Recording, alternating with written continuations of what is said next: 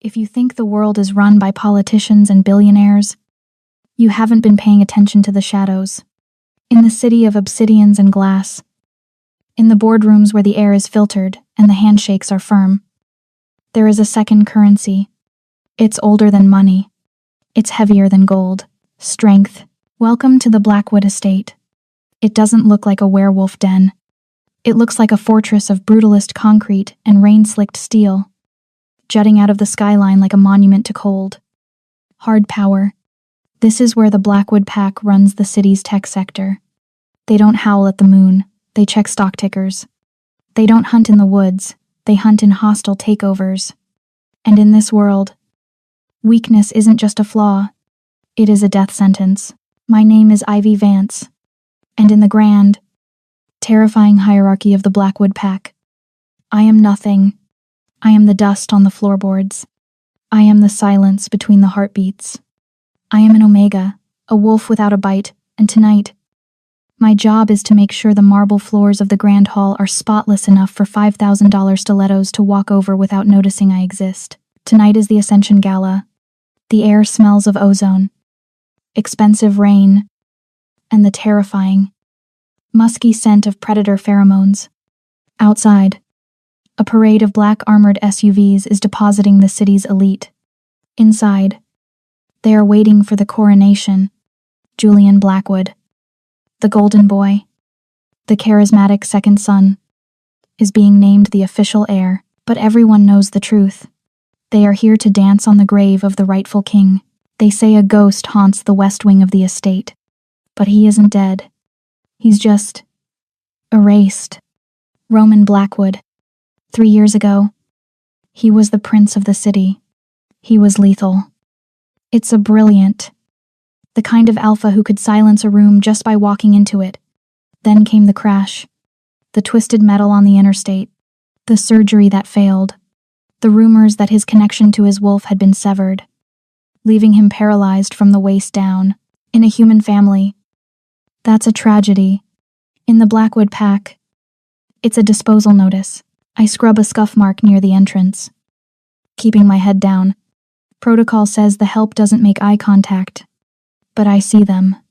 I see the way the high society Lunas preen in their crimson and midnight blue gowns, teeth flashing white, eyes scanning for weakness. And then, the music shifts. The chatter dees. A hush falls over the room that is heavy, suffocating, and thick with judgment. He enters. He isn't walking.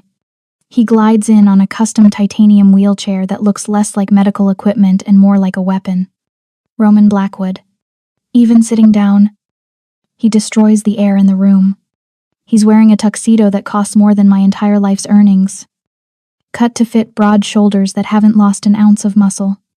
His face is a mask of bored indifference, sharp jawline, dark hair swept back, eyes the color of a stormy sea, but his legs are motionless. The crowd parts, not out of respect, but out of awkwardness. It's the Red Sea of pity. I watch from the shadows of a pillar. I see his father, Alpha Marcus, standing on the balcony with Julian. Marcus doesn't even look down. He looks through his eldest son, as if Roman is a smudge on the window pane. That's the cruelty of it. They didn't kill him. They just decided he stopped existing. Roman rolls toward the corner. Near the artisanal espresso bar, a modern touch for the tech elite who run on caffeine and ambition. He clearly hates being here. You can see the tension in his neck, the way his fingers drum a silent, lethal rhythm on the armrest of his chair. He is an apex predator in a cage, and the cage is his own body. And then, she makes her move. Sloane Vander Hoven, the heiress to a shipping fortune, dressed in silver silk that leaves nothing to the imagination. She's been vying for the spot of Luna for years. She was rumored to be Roman's intended mate before the accident. Now she looks at him like he's a broken toy she returned to the store. I grip my serving tray tighter. I shouldn't be watching. I should be invisible. But I can't look away. Sloane saunters over to him, flanked by 2 giggling friends. She holds a steaming porcelain cup of espresso double shot. Extra hot. I know. Because I saw the barista pull it seconds ago. Roman. She purrs, her voice carrying over the low hum of the jazz quartet. I didn't think you'd show. Isn't it past your bedtime? I hear the nurses get cranky if you miss your sponge bath. The cruelty is so sharp it almost cuts the skin. The women around her titter behind their hands. Roman doesn't blink. He stares at the middle distance, swirling a glass of sparkling water he hasn't touched. Go away. Sloane, he says. His voice is a low rumble, rusty from disuse, but deep. It vibrates in your chest. You're boring me. Sloane's smile falters. Her ego is fragile, and he just stepped on it. She leans in, eyes narrowing. Boring, that's rich coming from the man who hasn't left his room in 3 years. You're useless. Roman. A paperweight, she pretends to stumble. It's a bad performance. Theater for the cheap seats. She lurches forward, and her wrist flicks. It's deliberate, calculated, the contents of the cup boiling hot. Black liquid splashed directly onto Roman's lap. The dark stain spreads instantly across his crisp tuxedo trousers. Steam rises from the fabric. The entire ballroom goes dead silent. A gasp ripples through the crowd. But nobody moves.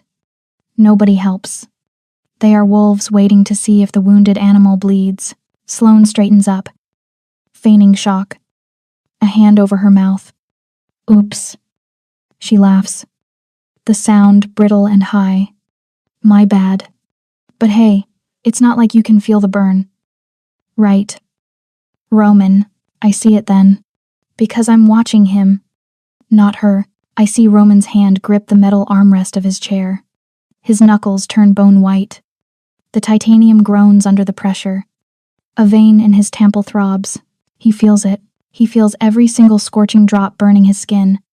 But he sits there, stone-faced, refusing to give them the satisfaction of a flinch. He would rather burn alive than show them pain.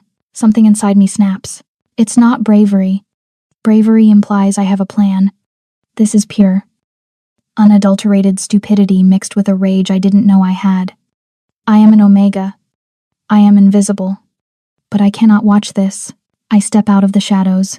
I walk straight through the circle of high society predators. My rubber-soled work shoes squeak on the marble, a jarring sound against the elegant silence. I don't stop until I am standing directly between Sloane and Roman. I drop my serving tray on a nearby table with a loud clatter. I pull the white towel from my waistband, a lowly, stained rag used for wiping up spills. And I drop it. Splat. It lands right on top of Sloane's $5,000 custom crystal-encrusted heels. Oh, I am so sorry. I say, my voice trembling but loud enough to be heard. I thought I saw some trash on the floor. The silence stretches, tight as a bowstring. Sloane looks down at her ruined shoes, then up at me. Her face turns a violent shade of violet. You filthy little rat. The coffee, I say, pointing at Roman's lap, refusing to back down. You spilled it. On purpose. And now you're standing in the mess. Sloane's eyes go wide. Do you know who I am? You're just the help. You're nothing.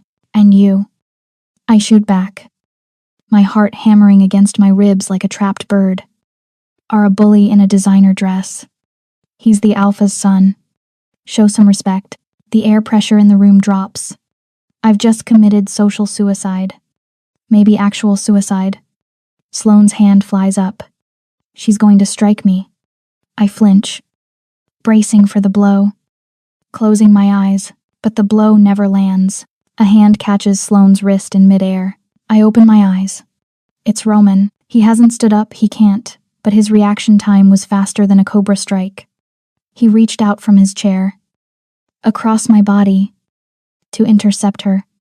His arm is locked out, rigid as a steel bar, and then his other hand, the one bracing him, brushes against my bare forearm. It's not a touch. It's a collision. A shockwave slams into me, stronger than a taser. It zaps up my arm, down my spine, and settles in my gut like molten lead. I gasp. Roman's head snaps toward me. For a second, just a split second, the bored, dead look in his eyes vanishes. The stormy gray swirls. And suddenly, a flash of liquid. Incandescent gold floods his irises. It's the color of a sunrise. It's the color of a wolf waking up from a 3-year coma. He stares at me. And I stare at him. And the rest of the room melts into background noise. He looks shocked, confused, and hungry. Then, he remembers where he is. The gold fades back to gray, but the intensity remains. He turns his head slowly back to Sloane, his grip on her wrist tightening until she whimpers. The bones in her wrist grind audibly. "Let go," Sloane shrieks, trying to pull away. "You're hurting me." Roman doesn't let go. He pulls her down slightly, forcing her to look him in the eye. When he speaks, his voice isn't a rusty rumble anymore. It's cold, precise, and laced with a terrifying authority that hasn't been heard in this hall for years. "You can insult me, Sloane," Roman says, his words cutting through the room like a scalpel. "You can pour coffee on me. You can laugh at my legs. I don't care." He shoves her arm away with enough force that she stumbles back, nearly falling in her ruined shoes. "But," Roman continues, his eyes locking onto mine for a brief moment before turning back to the terrified heiress. "If you touch the help again, if you even look at her, I will buy your father's shipping company tomorrow morning just for the pleasure of firing you." He pauses, letting the threat hang in the air, heavy and absolute. "Now," he commands, pointing a finger at the door. "Get out of my sight." 5 minutes. That's how long it took for my life to implode. The catering manager didn't even drag me to an office. He just shoved a trash bag at my chest right there in the service corridor, his face purple with the kind of rage middle management types reserve for people they know can't fight back. "You're done, Vance," he spat, flecks of spittle hitting my cheek. "You assaulted a guest. A VIP. You're lucky Miss Vanderhoven isn't pressing charges. Get off the property before I call security to throw you into the ravine." He didn't pay me for the night. He didn't care that I had rent due in 3 days or that my little sister, Chloe, had a prescription waiting at the pharmacy that cost more than my car. He just pointed at the door. So, I walked. The driveway of the Blackwood estate is 3 miles long, a winding ribbon of asphalt cutting through dense, ancient forest. And of course, the sky decided to mourn with me. The rain came down in sheets, cold and biting, soaking through my thin polyester uniform instantly. My cheap shoes squelched with every step. A wet, rhythmic reminder of how low I'd fallen. I hugged my arms around my chest, shivering violently. I was 23 years old, drenched, broke, and walking down a dark road in wolf territory with nothing to my name but a wet trash bag of dirty laundry. I thought about Chloe. I thought about the text message I'd have to send her saying I couldn't pick up her meds. The shame burned hotter than the cold rain. Then, the darkness behind me shattered. Twin beams of halogen light cut through the downpour, casting long, warped shadows against the trees. The low hum of a high-performance engine vibrated through the asphalt and up into the soles of my feet. I stepped onto the grass, expecting the vehicle to speed past. It didn't. A massive, black armored SUV slowed to a crawl beside me. It looked like a tank designed by a fashion house, sleek, menacing, and bulletproof. The passenger window rolled down with a smooth, electronic whir. I stopped breathing. It wasn't a driver. It was him. Roman. He was sitting in the back, still in that coffee-stained tuxedo, his face illuminated by the soft blue glow of a tablet in his lap. He didn't look at me at first. He just tapped something on the screen, his profile sharp and unyielding against the gloom. "Get in," he said. His voice wasn't loud, but it cut through the sound of the rain like a knife. I stood there, water dripping off my nose. "I'm fine," I lead, my teeth chattering. "I like the walk." Roman finally turned his head. His eyes were back to that stormy gray. The gold from the ballroom gone. But the intensity was still there, simmering under the surface. It's 5 miles to the main gate. Ivy. And Julian's security detail sweeps this road in 10 minutes.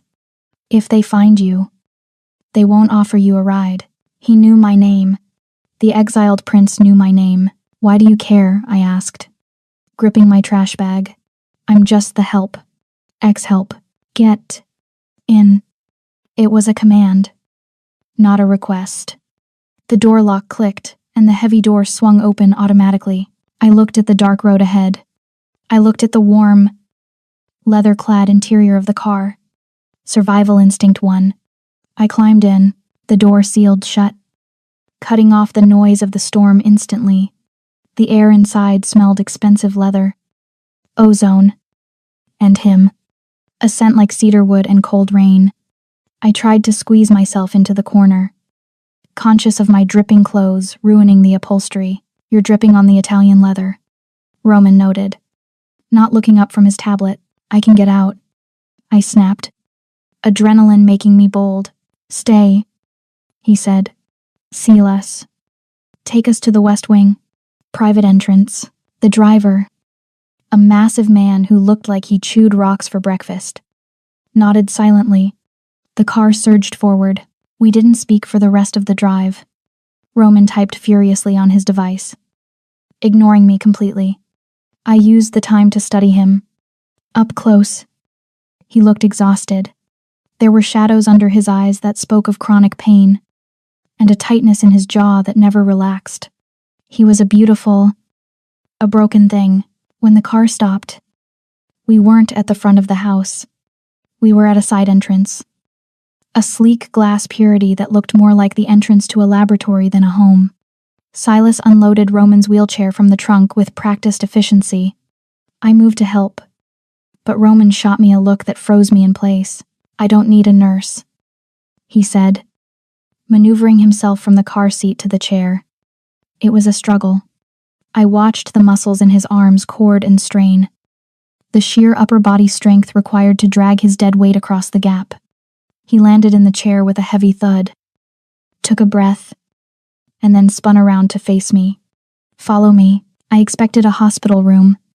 I expected medical equipment, the smell of antiseptic, maybe a nurse station. What I walked into was a command center. Double doors hissed open to reveal a massive, open-plan penthouse dominated by technology. The far wall was entirely glass, overlooking the city skyline, but the other walls were lined with banks of humming servers. 6 large monitors hung suspended in the air, displaying a dizzying array of data live security feeds from every corner of the estate. Scrolling lines of code, and stock market tickers moving so fast they blurred. It was cool, blue lit, and intimidating. This wasn't where a cripple went to hide. This was where a general went to wage war. Welcome to the cave, Roman said, rolling toward a massive desk made of black glass. Close your mouth, Ivy. You'll catch flies. I snapped my jaw shut. What is all this? I thought. You thought I sat in the dark listening to sad violin music and mourning my lost legs. Roman spun his chair around, his expression sardonic. That's what they all think. That's what I want them to think. He gestured to the screens. My father is the alpha. He shakes the hands. He kisses the babies. He roars at the meetings. But this, he tapped the desk. This is the logistics. The Blackwood Pack isn't just a werewolf hierarchy. It's a multi-billion-dollar conglomerate. I manage the shadow accounts. I route the supply chains. I control the money. He looked at me, his eyes gleaming. Julian thinks power is being able to punch the hardest. Power is deciding whether or not Julian's credit cards work tomorrow morning. I walked further into the room, mesmerized. Why show me this? I'm nobody. Exactly, Roman said. He rolled closer, stopping just a few feet from me. You're nobody. You're an omega. In this house, you're less than furniture. People talk in front of you because they don't think you have the brain capacity to understand them. They leave documents out because they don't think you matter. He leaned forward, the wheels of his chair creaking slightly. I need that invisibility. I can't leave this wing. Ivy, not without an entourage. Not without drawing attention. I need eyes and ears out there. I need hands that can go where mine can't. You want a spy? I whispered. I want a body man. He corrected. A personal aide. Someone to push the chair. Sure. But mostly someone to be my proxy. I can't. I shook my head. Backing away. You saw what happened tonight. I got fired. I made a scene. I'm not exactly invisible anymore. I bought the catering company 5 minutes ago, Roman said casually, as if he were discussing the weather. Mr. Henderson is currently explaining to his wife why his pension fund just evaporated. You work for me now. I stared at him. You bought the company. I solve problems. He shrugged. But there's something you need to know before you say yes. Something dangerous. His demeanor shifted. The arrogance dropped, replaced by something darker, more vulnerable. He unbuttoned his cuff and rolled up his sleeve. I stepped closer. His arm was muscular, tanned, but veins stood out in stark relief. They weren't blue. They were black. A spider web of dark lines pulsing faintly under the skin. The car accident 3 years ago crushed my spine, Roman said, his voice devoid of emotion. Or so the medical report says. But spinal nerves don't turn black. I gasped. What is it? A hybrid strain of wolfsbane and a neurotoxin derived from pufferfish. He said. It's being slipped into my food. My water. Maybe even the air in this house. It's a paralytic. It keeps the wolf dormant and the nerves deadened. Horror washed over me, cold and fast. Someone is poisoning you. Who? Everyone. Roman laughed darkly. My stepmother. My brother. Maybe my father. As long as I'm paralyzed. I'm not a threat to Julian's succession. But they can't kill me. Because killing a family member brings an investigation from the High Council. So, they keep me. Anis, he looked up at me, his eyes searching my face. I'm not just paralyzed. Ivy, I'm being kept this way. And if I eat anything prepared by the main kitchen, I stay this way. I need someone to source my food. Someone to watch my back. Someone who isn't on their payroll. Why trust me, I asked. You don't know me. I know you stood between me and Sloane Vanderhoven when my own father wouldn't look at me. Roman said softly. I know you risked your livelihood for a stranger who couldn't offer you anything. He tapped the tablet again and spun it around to face me. And I know about Chloe. The air left my lungs. On the screen was a dossier, my file, and next to it, a photo of my sister in her hospital bed, Chloe Vance, 17, diagnosed with severe autoimmune rejection syndrome. Roman read, current debt $200,000. Treatment status stalled due to lack of funds. Don't, I warned, my voice shaking. Don't bring her into this. I already paid it. Roman said. I froze. What? I transferred the funds to the hospital while we were in the car. Her treatment starts tomorrow. Private room. Top specialists. Paid in full for the next 5 years. He leaned back in his chair, watching me. It wasn't a kindness. It was a transaction. It was a trap. You work for me, Roman said. And she lives. You become my eyes, my hands, and my spy. You help me find proof of who is poisoning me so I can burn them to the ground. And in exchange, your sister gets to grow up. I looked at the screen. I looked at the black veins in his arm. I looked at the man who was half machine, half monster, and entirely alone in a glass tower. I thought about the rain outside. I thought about the way his hand had felt on my arm, that jolt of electricity. I'm not a nurse, I whispered. I don't know how to take care of this. I don't need a nurse, Roman said, his gaze dropping to my lips for a fraction of a second before snapping back to my eyes. I need a partner. Do we have a deal? Ivy, I took a breath, inhaling the scent of cedar and danger. Deal, I said. Roman smiled. It wasn't a nice smile. It was the smile of a wolf who just realized the cage door was unlocked. Good, he said, turning back to his screens. Get some sleep. Ivy. Tomorrow, we go to war. We fell into a routine. The kind of rhythm that develops between a prisoner and their guard, though I was never quite sure which one of us was the prisoner. By day, I was the ghost in the machine. I moved through the estate with my head down, scrubbing floors, delivering coffee, and planting the tiny, microscopic listening devices Roman built in his lab. By night, I retreated to the West Wing, the glass fortress where the exiled prince waged his silent war. But the war wasn't just about data streams and bank accounts. It was about the man in the chair. It had been 2 weeks. 2 weeks of watching Roman Blackwood exist in a state of suspended agony. The neurotoxin didn't just paralyze him, it froze him. His skin was always cold to the touch, like marble left out in the snow. Time for the transfer, Roman said. It was late. The city lights below were a blur of neon through the rain-streaked glass. He had wheeled himself to the side of the massive, low-profile bed. But the gap between the chair and the mattress might as well have been a canyon. I've got you, I said, stepping into his personal space. This was the part of the job that wasn't in the contract. The intimacy of it was suffocating. To move him, I had to stand between his knees.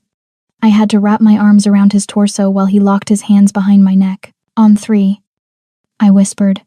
1, 2, 3, he pulled. I lifted, for a man whose legs were dead weight. His upper body was terrifyingly strong. The muscles in his back coiled like steel cables under his shirt as he hoisted his own weight. I braced my legs, gritting my teeth against the strain, pivoting us both. For a heartbeat, we were suspended there, chest to chest, breath mingling. He smelled of expensive sandalwood soap and the ozone of overheating servers. We landed on the mattress with a soft thud. Roman exhaled. A sharp hiss of frustration. He hated this. He hated the dependency. He dragged his legs onto the bed with his hands, arranging them straight, his jaw set in a line of grim determination. The spasms are starting, he gritted out, squeezing his eyes shut. The toxin. It spikes at night. I looked at his legs, under the gray sweatpants. I could see the muscles twitching violently, not from control, but from the nervous system misfiring. The black veins on his ankles were pulsing, angry and dark. I can get the heating pads, I offered. No, Roman gasped, his hand gripping the sheets. They don't help. Nothing helps. I didn't think. I just acted. Maybe it was the exhaustion, or maybe it was the strange, magnetic pull that had been growing between us since the ballroom. I sat on the edge of the bed and placed my hands directly on his shins. Ivy, don't, he warned, his voice tight. It's dangerous to touch the site of the infection. Hush, I said. I began to massage the knotting muscle. My hands were small, rough from years of scrubbing floors, but they were warm. I worked my thumbs into the calf muscle, trying to soothe the violent tremors, and then it happened. The moment my skin fully connected with his, a jolt went through the room. It wasn't the static shock from the party. It was a hum, a low-frequency vibration that seemed to rattle the teeth in my skull, under my palms. The black veins didn't just pulse, they retreated. The angry, dark web began to shrink, fading from ink black to a bruised purple, then to pale skin. Roman's eyes snapped open. He stared at the ceiling, his mouth slightly open, his breathing ragged. When I pulled my hands back, terrified I'd hurt him. Did I hurt you? Don't stop, he rasped. It was a plea, a desperate, raw command. Ivy, put your hands back. I hesitated, then resumed the rhythm. Kneading, pressing. With every stroke, the tension drained out of his body. The violent spasms ceased. The coldness that radiated off him began to dissipate, replaced by a rising heat that flushed his skin. Suddenly, the big toe on his right foot twitched. It was microscopic. A flutter, but we both saw it. Roman sat up, bracing himself on his elbows, staring at his foot like it was a foreign object. He looked at his toes. Then he looked at me. The storm in his gray eyes had cleared, leaving them wide and vulnerable. "You," he whispered. "It's you. I'm just massaging it," I stammered, my heart hammering against my ribs. "No," Roman said. He reached out, covering my hand with his. His hand was huge, engulfing mine, and for the first time in 2 weeks, his fingers were warm, searingly warm. "The doctors have pumped me full of every antidote in the book. Nothing worked, but you touch me, and the poison retreats." He pulled me closer. I let him. I leaned in until our foreheads were almost touching. "For 3 years," Roman admitted, his voice cracking, "I have felt nothing but cold. It's like being buried alive in ice. I couldn't feel the sheets. I couldn't feel the water." He brought my hand up to his cheek, pressing his face into my palm. "Until you," he breathed. "You make the cold stop." The air in the room was charged, heavy with unspoken words like mate and bond. But we didn't say them. We couldn't. Because if we acknowledged it, if we admitted that an invisible omega was the fated cure for the broken alpha, we would both be dead before sunrise. "We need proof," Roman said suddenly, pulling away, the vulnerability vanishing behind a mask of tactical focus. "If you can heal me, it means the toxin is biological. It means someone is buying it. And if they're buying it, there's a receipt." He looked at the clock on the wall. 2:00 a.m. "Julian is at the casino tonight," Roman said, his eyes hardening into gold-flecked flint. "His office is empty. Tonight, Ivy, we finish this." 20 minutes later, I was no longer the nurse. I was the thief. I moved through the ventilation ducts of the East Wing, dressed in black fatigues I'd found in Roman's closet. They were too big, rolled up at the cuffs, but they made me feel like a shadow. "Take the left fork." Roman's voice crackled in my ear. It was clear, calm, and grounding. Even though he was physically stuck in his bed in the West Wing, his voice was right there inside my head. "The thermal sensors on the right are active. I see it," I whispered, crawling over a bundle of fiber optic cables. "I'm over the office now. Drop down. You have 90 seconds before the patrol loops back." I unlatched the vent cover and lowered myself into Julian's office. It smelled of expensive leather, stale cigar smoke, and arrogance. Everything was mahogany and gold, a stark contrast to Roman's glass and steel cave. "Check the safe behind the portrait," Roman instructed. "I'm looping the camera feed now. You're invisible." I moved to the painting, a ridiculous oil portrait of Julian holding a hunting rifle. I swung it aside. "It's a biometric scanner. I can't open this." "You don't need to," Roman said, the sound of keyboard clacking echoing in the earpiece. "I pulled Julian's prints off a wine glass 3 years ago, sending the signal." Now, the safe beeped. The lock clicked. "You are terrifying," I murmured, pulling the heavy door open. "I'm motivated," he replied. "Find the ledger. Look for payments to the Red River Pack. They're the only ones who cultivate hybrid wolfsbane." I rifled through stacks of cash and blackmail photos. And then, I found it. A black leather binder. I flipped it open. Invoice Project Sleeper. Item Tetrodotoxin B. Aconite Suspension. Buyer J. Blackwood. Co-signatory S. Blackwood. Stepmother. I got it. I hissed, my hands shaking. "It's all here. The dates match your surgery. They've been paying for a monthly supply for 3 years. Get out," Roman commanded, his voice suddenly sharp. "Ivy, get out now." The front gate sensor just tripped. Julian is back early. Panic. cold and sharp, spiked in my chest. I shoved the ledger into my waistband. I scrambled toward the desk to climb back up to the vent. But I froze. Voices in the hallway. Laughing. Closer. He's at the door. I whispered, backing away. I can't make the vent. Hide. Roman barked. Under the desk. Now. I dove under the massive mahogany desk, curling into a ball. Pressing my hand over my mouth to stifle my breathing, the door swung open. The lights flicked on. I'm telling you. The Omega is hiding something. Julian's voice drifted into the room. He sounded drunk, slurring slightly. I saw her coming out of the West Wing yesterday. She's sleeping with the cripple. Let her. Another voice sneered Sloane. It's not like he can perform. What are they going to do? Braid each other's hair. They laughed. It was a cruel, ugly sound. I watched Julian's polished dress shoes walk across the rug. He stopped inches from the desk. Wait, Julian said. The laughter stopped. The painting. It's crooked. My heart stopped.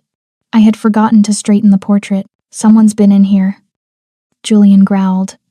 I heard the click of a gun safety being disengaged. Come out, I know you're in here. He was walking around the desk. He was going to see me. I squeezed my eyes shut. Preparing to die. Screech. An ear-splitting alarm shattered the silence. The fire sprinklers overhead exploded, dousing the room in a torrent of water. What the hell? Sloane screamed. Fire alarm, Roman's voice yelled in my ear, barely audible over the siren. I hacked the main safety grid. The doors are unlocking automatically for evacuation. Run. Ivy, run. In the chaos, with Julian cursing and wiping water from his eyes. I scrambled out from under the desk. I bolted for the door, slipping on the wet floor. Right past them. Hey, Julian shouted, firing a shot blindly into the hallway. The bullet chipped the stone wall next to my head. I didn't stop. I sprinted down the corridor, adrenaline burning my lungs. Roman's voice guiding me through the service exits until I burst out into the cool night air. Back in the office, the sprinklers finally sputtered to a stop. Julian stood in the center of the soaked room, his chest heaving. The safe was empty. The ledger was gone. He roared in frustration, sweeping the expensive ornaments off his desk. Then, he stopped. Something glittered on the wet carpet. A small, cheap object that didn't belong in a room full of gold and mahogany. He bent down and picked it up. It was a silver earring. A tiny, tarnished hoop with a fake blue stone. Julian held it up to the light, his lips curling into a predatory sneer. He had seen this earring before. He had seen it dangling from the ear of the mousy little janitor who wiped his floors. Ivy, he whispered. He closed his fist around the jewelry, crushing it. Found you. The solstice hunt is supposed to be a celebration. It's an archaic tradition dating back to the founding of the city. A day where the Blackwood Pack pretends to honor the old ways by stripping off their bespoke suits and running through the forest like the predators they are. But as I stood at the edge of the clearing, shivering in the dawn mist, it didn't feel like a party. It felt like an execution. The air smelled of wood smoke, roasting meat, and the metallic tang of adrenaline. The entire pack was gathered, 300 of the city's most powerful wolves watching Alpha Marcus sit on his wooden throne. And standing next to him, preening like a peacock in hunting leathers, was Julian. He held something up to the light, a tiny flash of silver. My earring. We have a problem, Julian announced, his voice smooth and projecting easily to the crowd. We have a spy in our midst. Someone stealing family secrets. He turned his eyes to me. They were cold, dead things. Ivy Vance. My heart hammered against my ribs. I looked at Roman. He was sitting in his chair a few feet away, his face a mask of stone. But I saw the tendon in his jaw jump. He was ready to kill. However, Julian continued, smiling the kind of smile that shows too many teeth. My brother, in a show of incredible family loyalty, has vouched for her. He claims she was acting on his orders. So, to prove that Roman is still a capable leader, that he is still one of us, he has volunteered to join the hunt. The crowd went silent. Then, a ripple of cruel laughter broke out. A paraplegic man in a wheelchair navigating the Ironwood ravine. It was impossible. The terrain was a nightmare of roots, mud, and steep drops. If Roman completes the hunt, Julian said, leaning down to whisper in his brother's ear, loud enough for the front row to hear, then the girl is innocent. If he fails, well, nature takes its course. It was a death sentence, and we both knew it. Roman looked at me. He didn't look at his father. He didn't look at the laughing crowd. He looked at me and gave a single, imperceptible nod. We survive. The starting horn blew. The first hour was a grueling, silent hell. The other wolves shifted immediately, tearing off into the woods on four paws, leaving us behind in the dust. We were alone. The forest was dense and unforgiving. The rain from the night before had turned the trail into a sludge of thick, sucking mud. I pushed the wheelchair until my arms burned, my boots slipping on wet rocks. Roman used his immense upper body strength to help, gripping the wheels and forcing them over gnarled roots, his biceps straining against the fabric of his tactical shirt. "Leave me," Roman gritted out, wiping sweat and mud from his eyes. We had only covered 2 miles. "You can make it to the border." "Ivy, go." "Shut up," I panted, heaving the chair over a fallen log. We finished this. We were moving into the deep ravine now, the shadows lengthening as the trees grew thicker. The silence of the woods was heavy, unnatural. And then, I heard it. A snap. It wasn't a twig. It was metal. The front right wheel of the titanium chair didn't just hit a rock. It hit a snare wire hidden in the leaves, a tripwire pulled tight. The axle sheared with a sound like a gunshot. The chair pitched forward violently. Roman didn't have a chance. He was thrown out, tumbling down the short, muddy embankment. He hit the ground hard, rolling to a stop in a bed of dead, wet leaves. "Roman," I screamed, sliding down the mud after him. He was lying on his back, staring up at the canopy. He tried to push himself up, his arms shaking, but his legs were dead weight, tangled uselessly in the underbrush. He looked at the broken wreckage of the wheelchair at the top of the slope. It was destroyed. "That's it," he whispered, his voice hollow. End of the line. Then came the sound. It wasn't distant anymore. It was close, maybe 200 yards. And it wasn't the sound of a hunt. It was the sound of a pack closing in for the kill. These weren't just any wolves. They were Julian's enforcers. The ones paid to make accidents look like tragedies. "They're coming," Roman said. The panic in his eyes wasn't for himself. It was for me. "Ivy, listen to me. They want me. If you run now, you can hide in the caves. Go." "That is an order." I looked at him. I looked at the man who had paid my sister's medical bills without asking. The man who had sat in the dark for 3 years because his own family wanted him erased. I looked at his broad shoulders, his helpless legs, and the fierce intelligence burning in his eyes. I made a choice. It was the stupidest, most reckless choice of my life. I didn't run away. I knelt down, turning my back to him. "Get on," I said. Roman froze. "What?" "Get on my back," I commanded, my voice shaking but loud. "Piggyback. Now, Ivy." "Are you insane?" Roman snapped. "I weigh 200 pounds. You're half my size. You can't carry me." I said, "Get on," I shrieked, desperation cracking my voice. The howls were closer now. I could hear the snapping of branches. "I am not leaving you here to die." Something in my voice, maybe the sheer, primal refusal to accept defeat, snapped him out of his shock. He dragged himself forward through the mud. He wrapped his arms around my neck. "This is going to hurt," he whispered in my ear. I gritted my teeth. I planted my boots in the soft earth. I grabbed his thighs, pulling his dead weight against my back. And then, I screamed. It was a raw, guttural sound, tearing from my throat as I summoned every ounce of adrenaline, every scrap of strength I possessed from years of lifting heavy crates and scrubbing floors. I heaved, my knees buckled. My spine felt like it was going to snap. He was incredibly heavy. A crushing, suffocating weight pressing me into the earth.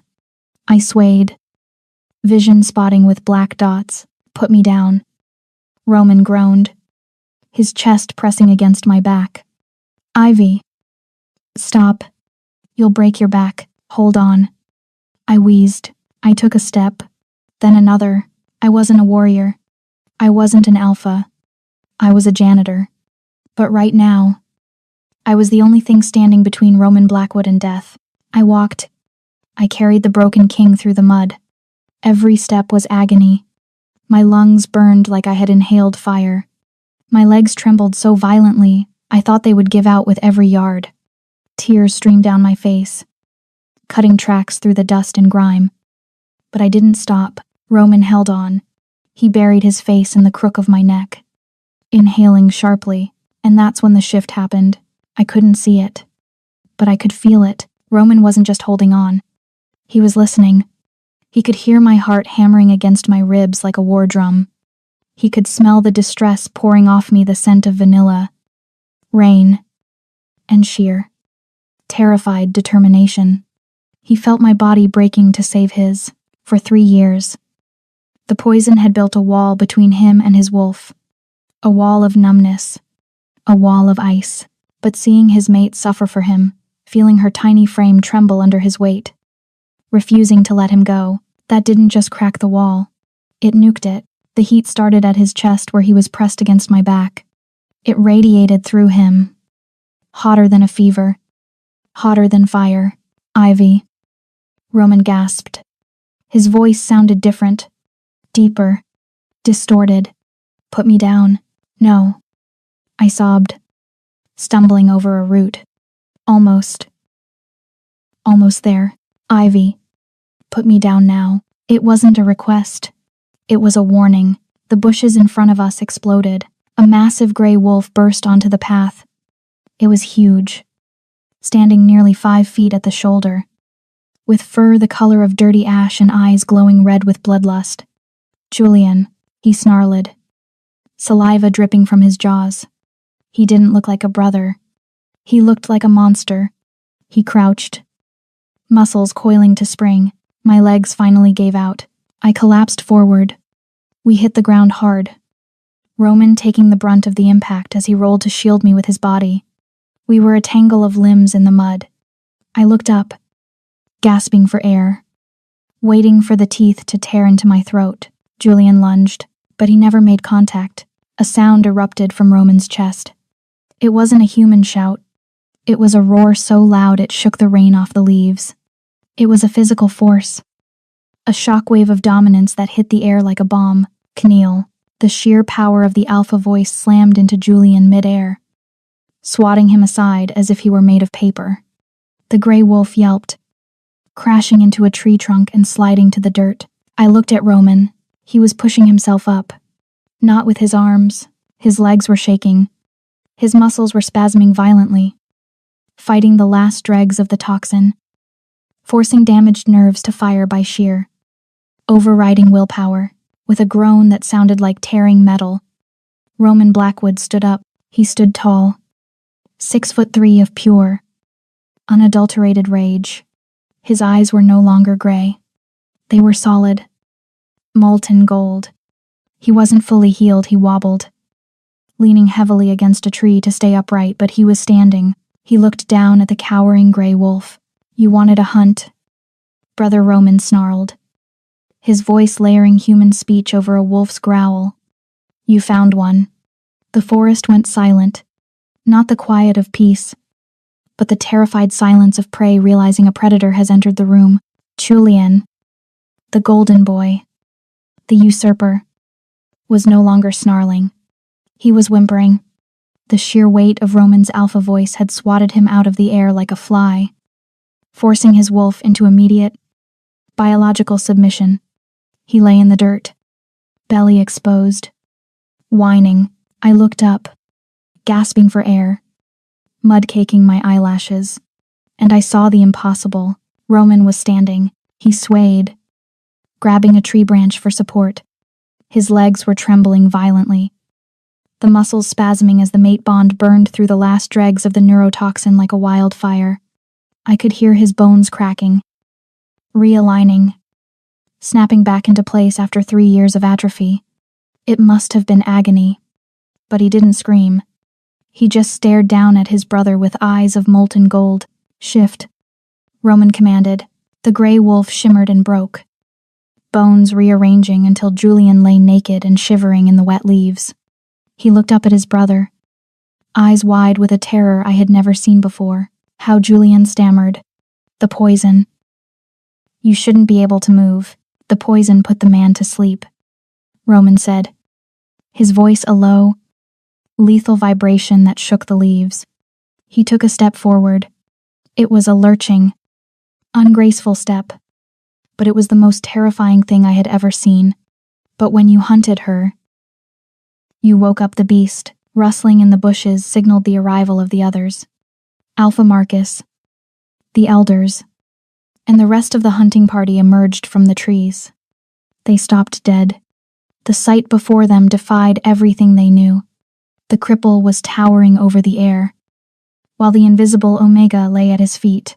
Roman, Alpha Marcus breathed, looking at his son's legs, then at the gold in his eyes. Roman didn't bow to his father. He didn't even look at him. He reached down and grabbed Julian by the throat, hoisting him up until his toes dragged in the mud. He bought the toxin from the Red River Pack, Roman announced, addressing the crowd. He and your wife have been poisoning my food for 3 years. The ledger is in his safe. Roman leaned in close to Julian's face, baring his teeth. You thought I was broken. Brother, I wasn't broken. I was just sharpening my teeth. He dropped Julian into the mud like a sack of trash. The hunt was over.